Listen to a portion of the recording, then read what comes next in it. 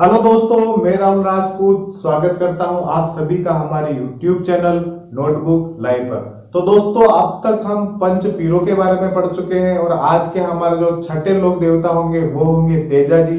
तेजा जी के बारे में पढ़ने से पहले वीडियो को लाइक करें, शेयर करें, हमारे YouTube चैनल को सब्सक्राइब करें। तो चलिए दोस्तों, तेजा जी के बारे में पढ़ना शुरू करते हैं। देखिए, तेजा जी के बारे में हमें दो कहानियां सुनने को मिलती है। जैसे जैसे कैरेक्टर आते जाएंगे वैसे वैसे हम कहानियों का प्रारंभ करते जाएंगे। तो देखिए, तेजा जी की जो मृत्यु होती है, एक तो उसका मुख्य कारण होता है गायों की रक्षा करते हुए और दूसरा कारण होता है सांप के द्वारा काटे जाना। तो धीरे धीरे जैसे जैसे कैरेक्टर आते जाएंगे वैसे वैसे हम कहानी का प्रारंभ करते जाएंगे। तो सबसे पहले हम जानेंगे तेजा जी के पिताजी के बारे में, उनके जन्म के बारे में, उनकी माता के बारे में, बाद में उनकी दो बहनें, पत्नी, उनकी घोड़ी के बारे में। तो चलिए शुरू करते हैं। देखिए, तेजा जी का जो जन्म होता है, तेजा जी का जो जन्म होता है वह पर्वतसर नागौर में होता है। खरनाल के पर्वतसर नागौर में होता है और इनकी जो जन्म की तिथि मानी जाती है वह 14 मानी जाती है। माघ शुक्ल 1014 ईस्वी होगा। अब बात करते हैं इनके पिता की। जो इनके पिताजी का नाम होता है वो होते हैं ताहड़ जी। इनके पिताजी का नाम होता है तावड़ जी और माता का नाम होता है राजकंवर। देखिए दोस्तों, पिताजी होते हैं ताहड़ जी, माता होते हैं राजकंवर और इनकी जो बहनें होती हैं, इनकी दो बहनें होती हैं। एक का नाम होता है भवरी और एक होता है राजत। तो दोस्तों, अब इनकी पत्नी के बारे में बात करते हैं। इनकी पत्नी जो होती है वह पनेर अजमेर की होती है, जिनको लेने के लिए ये जाते हैं। देखिए, एक बार क्या होता है कि तेजा जी जो होते हैं खेत में काम कर रहे होते हैं। तेजा जी की जो भाभी होती है वो उनके लिए भोजन लेकर जाती है। तो भोजन में थोड़ी देरी हो जाने के कारण इनके द्वारा अपनी भाभी को ताना मारा जाता है।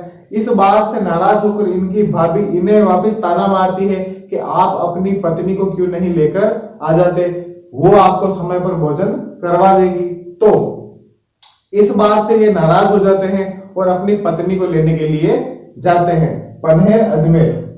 अब जब ये अपनी पत्नी के घर पहुंचते हैं तो वहां पर घोड़े की टाप से दूध दो रही इनकी जो सास होती है उनके द्वारा दूध गिर जाता है।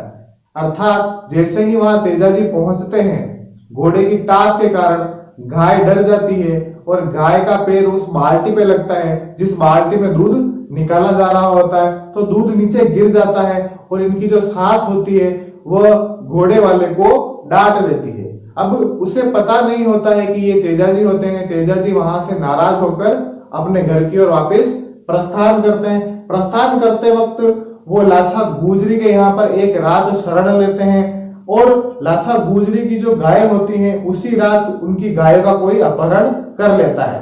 तो अब इनके अपहरण के बाद की कहानी हम जैसे ही अगला कैरेक्टर आएगा वहां जानेंगे। तो इनकी पत्नी का नाम होता है पेमल दे, जो पनहेर अजमेर की होती है। इसके बाद बात आती है जो घोड़ा की टाप की। तो इनकी घोड़ी का नाम होता है लिल्लण। तेजा जी की जो घोड़ी होती है उसका नाम होता है लिल्लण, जिसे सिणगारी के नाम से भी जाना जाता है। सिणगारी के नाम से भी जाना जाता है किसे, लिल्लण को। लिल्लण कौन होती है? तेजा जी की घोड़ी। तो अब इनके जो पुजारी होते हैं उनको घोड़ला कहा जाता है। देखिए, तेजा जी के जो पुजारी होते हैं उन्हें घोड़ला कहा जाता है। इस पुजारी की खासियत क्या होती है कि जिस भी व्यक्ति को सांप काट लेता है उस व्यक्ति के शरीर में से काटे हुए अंग पर वो भोपा मुंह लगाता है और चूस कर सारा जहर एक कटोरे में इकट्ठा कर लेता है। यानी कि चूस कर जहर निकालता है। कौन निकालता है? भोपा निकालता है। किनका भोपा निकालता है? तेजा जी का। तो चलिए, तो इनका जो पुजारी होता है, जो भोपा होता है, उसको हम घोड़ला कहते हैं। ठीक है, जो सांप के काटे जहर को मुंह से निकाल लेता है। तो चलिए दोस्तों, जो अगली जानकारी हमें देखने को मिलती है वो है राजस्थान के गीत से संबंधित। अब कैसे?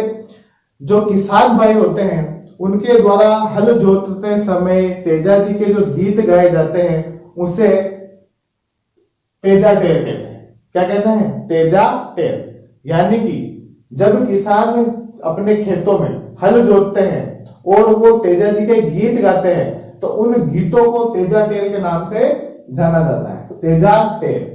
अब तेजा टेर के बाद बात करते हैं कि तेजा जी का मेला कब पड़ता है और मेले में क्या खासियत है ना, क्या जानकारी मेले के बारे में हमें देखने को मिलती है।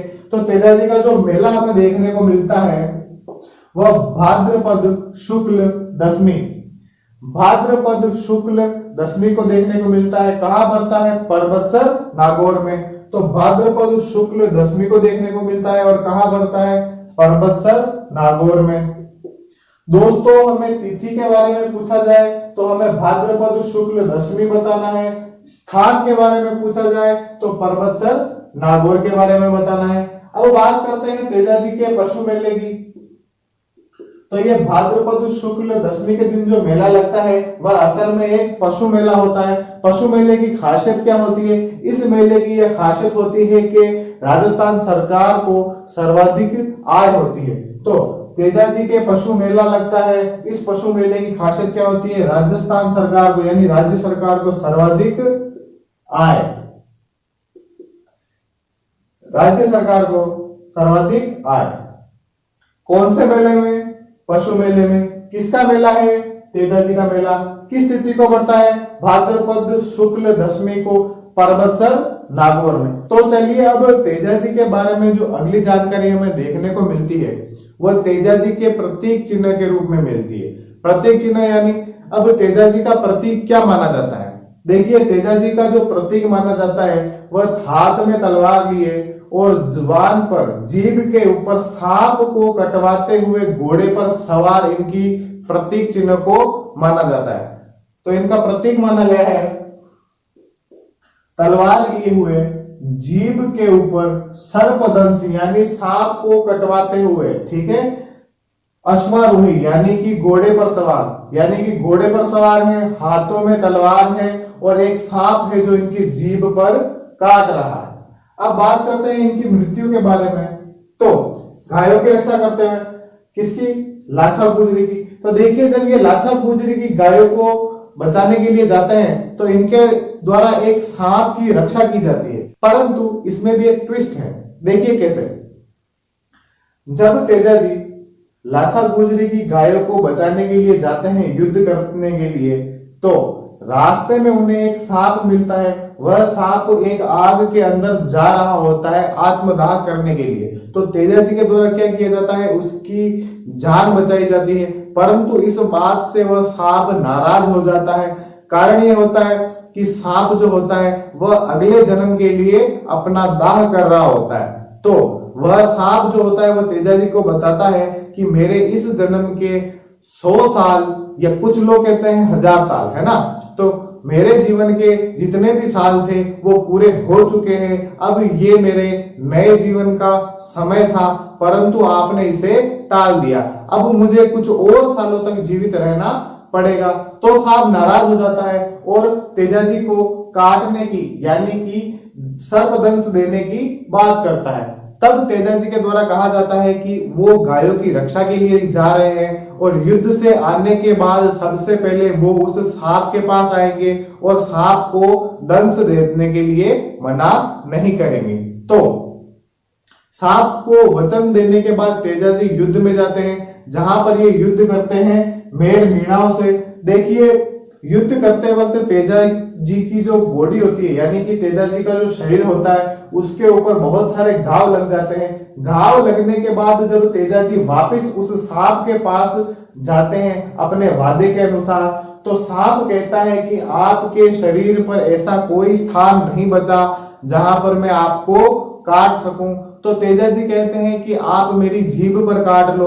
तो सांप के द्वारा इनकी जीभ के ऊपर काटा जाता है और तेजा जी की मृत्यु हो जाती है। तो देखिए गायों की रक्षा करते हुए लाछा गुजरी की गाय होती हैं, मेर के मीणाओं से युद्ध करते हैं और बात करें इनकी मृत्यु होती है तो सांप के द्वारा काटने पर। ये जो युद्ध में घायल हो जाते हैं, है ना, ये युद्ध में घायल होते हैं और सांप के द्वारा काटे जाते हैं।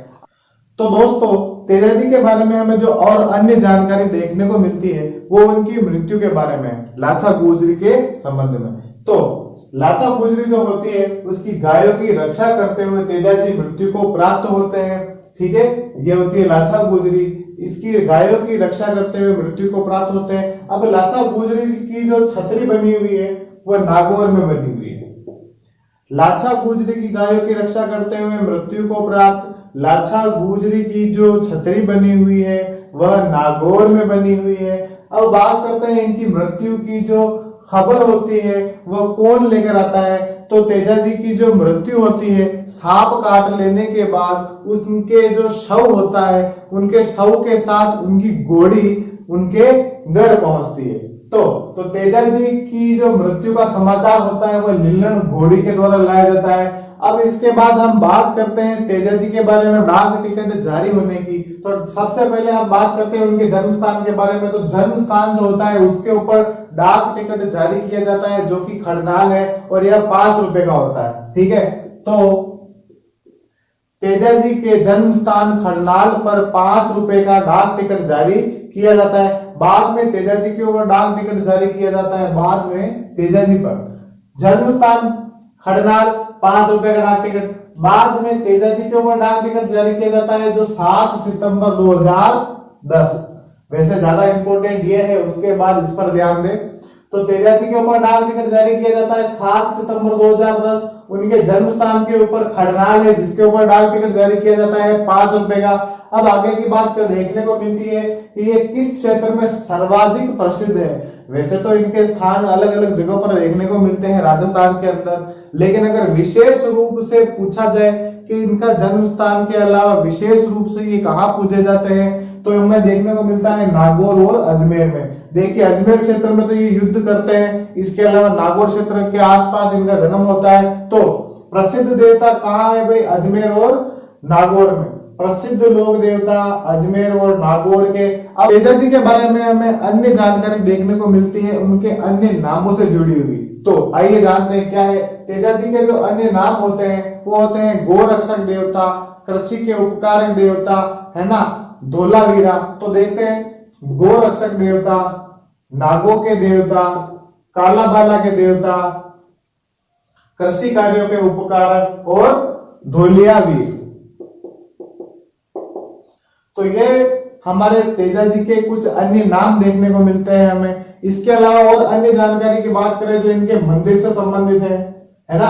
अब इनके मंदिर के बारे में पढ़ते हैं हम। देखिए इनका मंदिर स्थित है परबतसर नागौर में। मंदिर स्थित है परबतसर नागौर में। किस राजा के समय बनकर तैयार होता है? तो किस राजा के समय बना? तो अभय सिंह के समय। अभय सिंह जोधपुर से संबंधित रखते हैं।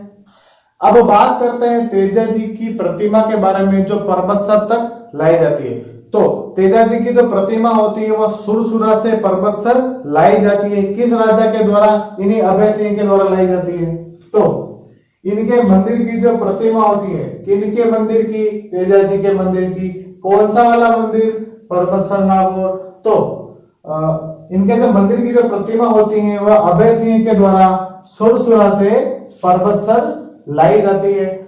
देखिए तेजाजी के बारे में जो अन्य जानकारी हमें देखने को मिलती है वो उनकी बहन के मंदिर के बारे में है और उनके मंदिरों के बारे में। तो आइए जानकारी लेते हैं। तेजाजी का जो मेला लगता है वो भाद्रपद शुक्ल दशमी के दिन लगता है। इसके अलावा ये एक पशु मेला होता है, ठीक है, जिससे सर्वाधिक आय होती है राज्य सरकार को, है ना।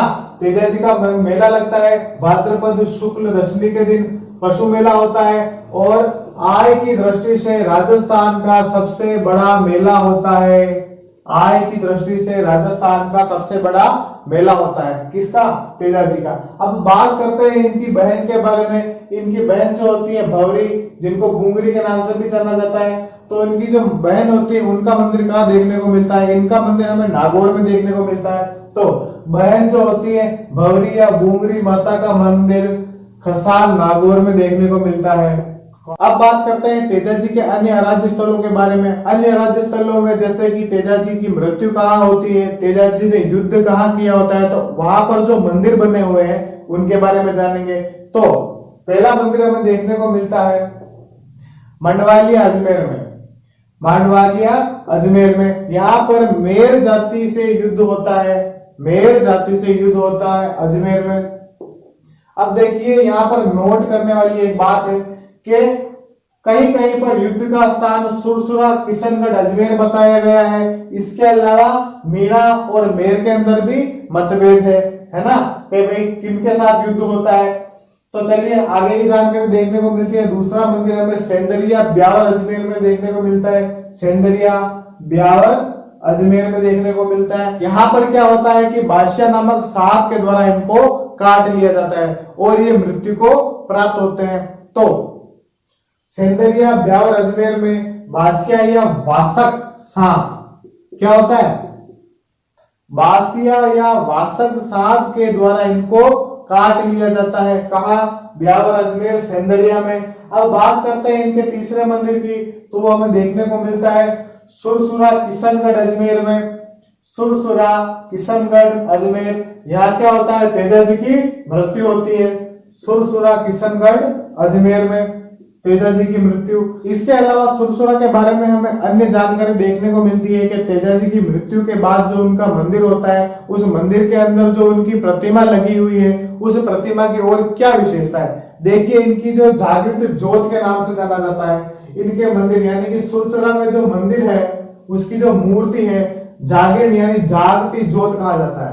क्या कहा जाता है, सुरसुरा में जो तेजा जी का मंदिर है उसके अंदर जो मूर्ति है उसको जागरण या जागती ज्योत के नाम से जाना जाता है। वह लोक देवता जिसकी मूर्ति को जागृत ज्योत के नाम से पूजा जाता है, तो हमें तेजा जी का नाम बताना होगा। बाद में बात करते हैं तेजा जी के अन्य जानकारी के बारे में। जो चौथे नंबर पर उनका स्थान देखने को मिलता है हमें ब्यावर अजमेर में, जहां तेजा जी का चौक बना हुआ है। तेजा जी का चौक बना हुआ है। अब बाद में बात करते हैं पांचवें स्थान की, तो पनेर अजमेर में देखने को मिलता है। यहाँ पर तेजा जी एक रात के लिए रुकते हैं और यहाँ का जो मंदिर है वहां का पुजारी माली जाति का होता है। तो पांचवा हमें देखने को मिलता है पनेर अजमेर में, ठीक है। और इस मंदिर का जो पुजारी होता है वह माली जाति का होता है। और पनेर अजमेर में ही लाछा गुजरी के यहाँ पर एक रात के लिए तेजा जी रुकते हैं। एक रात के लिए तेजा जी लाछा गुजरी के यहाँ रुकते हैं। अब आगे बात करते हैं अन्य मंदिर की, तो इनका छठा मंदिर हमें देखने को मिलता है बासी दुगारी बूंदी। अब बासी दुगारी जो होता है यहाँ पर इनकी कर्मस्थली बताई गई है। तेजा जी की कर्मस्थली के नाम से जाना जाता है। कहां पर, बूंदी में, बासी दुगारी को, ठीक है, ये हमसे पूछा जाएगा। इसके अलावा तेजा जी की कर्मस्थली के बाद में अगर हम बात करें उनके अन्य दो और मंदिरों के बारे में, तो हमें इनका एक मंदिर नागौर में देखने को मिलता है, खड़नाल नागौर में। यहाँ पर तेजा जी का जन्म होता है, ठीक है, तेजा जी का जन्म होता है। इसके अलावा इसकी अन्य विशेषता यह है कि तेजा जी का सबसे बड़ा पूजा स्थल तेजा जी का यहाँ खड़नाल है। कहा, खड़नाल नागौर में सबसे बड़ा पूजा स्थल है और यहीं पर तेजा जी का जन्म होता है। अब बाद में बात करते हैं आठवें नंबर के मंदिर के बारे में, तो भावता नागौर में देखने को मिलता है। यहाँ पर गौमूत्र से इलाज किया जाता है। किस बात का इलाज किया जाता है, सांप के द्वारा काटे हुए जो व्यक्ति होते हैं उनका इलाज गौमूत्र के द्वारा किया जाता है। इसके बारे में भी एक कहानी है। देखिए, एक बार किसी व्यक्ति को सांप के द्वारा काट लिया जाता है, तो तेजा जी के द्वारा उस व्यक्ति का इलाज गोबर की राख और गौमूत्र से किया जाता है। तो अब हमारे तेजा जी यहाँ समाप्त होते हैं और जो अगले लोक देवता हम पढ़ने वाले हैं वो होंगे देवनारायण जी। तो दोस्तों, अगले लोक देवता के बारे में पढ़ने से पहले वीडियो को लाइक करें, शेयर करें, हमारे YouTube चैनल को सब्सक्राइब करें और बेल आइकन को दबाना ना भूलें। तो दोस्तों, लोक देवताओं में जो अगला लोक देवता हम पढ़ने वाले हैं वो होंगे देवनारायण जी। इनके माता पिता, इनका जन्म स्थान, इसके अलावा इनका पालन पोषण कहाँ होता है, इनके बचपन का नाम और इनके विवाह के बारे में जानेंगे। तो अगले लोक देवता होते हैं हमारे देवनारायण जी। इनका जो जन्म स्थान है वह आसिंद भिलवाड़ा है। इसके अलावा जो इनकी जन्म तिथि है वह माघ शुक्ल षष्ठी देखने को मिलती है। माघ शुक्ल षष्ठी देखने को मिलती है। जन्म स्थान पूछे तो आसिंद भिलवाड़ा, इसके अलावा तिथि पूछे तो माघ शुक्ल षष्ठी 1243 ईस्वी। अब बात करते हैं इनके पिता के बारे में। इनके पिता का नाम होता है सवाई भोज और माता का नाम होता है सेडू। तो माता का नाम और पिता का नाम हमें देखने को मिलता है। सवाई गोश्त होते हैं इनके पिता का नाम और शेडू होती है इनकी माता। अब बात करते हैं देवनारायण जी का जो पालन पोषण होता है उसके बारे में। तो इनका जो पालन पोषण होता है वह मध्य प्रदेश के अंदर होता है। मध्य प्रदेश में देवास नामक स्थान पर होता है। इसके अलावा बात करें जो इनका विवाह होता है वह भी मध्य प्रदेश में एक राजकुमारी के साथ होता है। तो इनका विवाह मध्य प्रदेश में पीपल देव के साथ इनकी शादी होती है। शादी के बाद बात करते हैं इनके बचपन के नाम की। तो इनका बचपन का नाम हमें देखने को मिलता है उदय। इसके अलावा इनकी जो घोड़ी होती है उसका नाम होता है लीलाकर। ठीक है, तो बचपन का नाम हमें देखने को मिलता है उदय और इनका जो घोड़ा या घोड़ी होती है उसका नाम होता है लीलाकर। इसके अलावा बात करते हैं इनकी मृत्यु की। जो इनकी मृत्यु होती है वह सप्तमी के दिन होती है। तो भाद्रपद शुक्ल सप्तमी को इनकी मृत्यु होती है। स्थान के बारे में पूछे तो देवमाली ब्यावर अजमेर में इनकी मृत्यु होती है। इसके अलावा बात करते हैं इनके मेले की। तो इनका मेला भी उसी दिन लगता है भाद्रपद शुक्ल सप्तमी के दिन। मेले के बाद यदि दोस्तों हम आगे बात करते हैं जो इनके भोग लगता है वह छाछ और राबड़ी का लगता है। इसके अलावा बात करें इनके वंश की तो ये बगड़ावत वंश के होते हैं। बगड़ावत वंश के नागवंशी गुज्जर माने जाते हैं। इनका जो वंश है बगड़ावत वंश का नागवंशी गुज्जर परिवार माना जाता है। मेले के बारे में पढ़ा है, मृत्यु के बारे में पढ़ा है, हमने घोड़े के बारे में पढ़ लिया है, बचपन के बारे में पढ़ लिया है, शादी के बारे में पढ़ लिया है और पालन पोषण के बारे में भी हमने जान लिया है। अब चलिए दोस्तों आगे बात करते हैं इनके फड़ के बारे में। देखिए इनकी जो फड़ है वह सबसे लंबी फड़, सबसे छोटी फड़, इसके अलावा सबसे प्राचीन फड़ मानी जाती है। सबसे लंबी फड़ 25 हाथ की, सबसे छोटी फड़ जो होती है 2x2 यानी 2x2 की। इसके अलावा सबसे प्राचीन फड़ इनकी मानी गई है। तो जो फड़ हमें देखने को मिलती है सबसे प्राचीन फड़ जो की है 25 हाथ की। सबसे छोटी फड़ की बात करें तो वो 2x2 2x2 की देखने को मिलती है। इसके अलावा यह जो फड़ है सबसे प्राचीन फड़ मानी जाती है, सबसे प्राचीन फड़ मानी जाती है।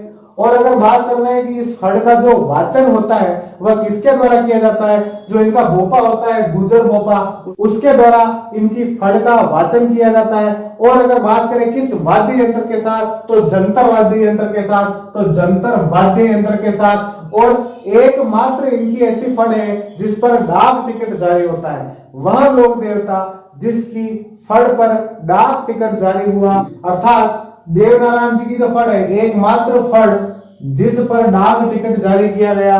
कब किया गया? 1992 2 सितंबर। कितने रुपए का?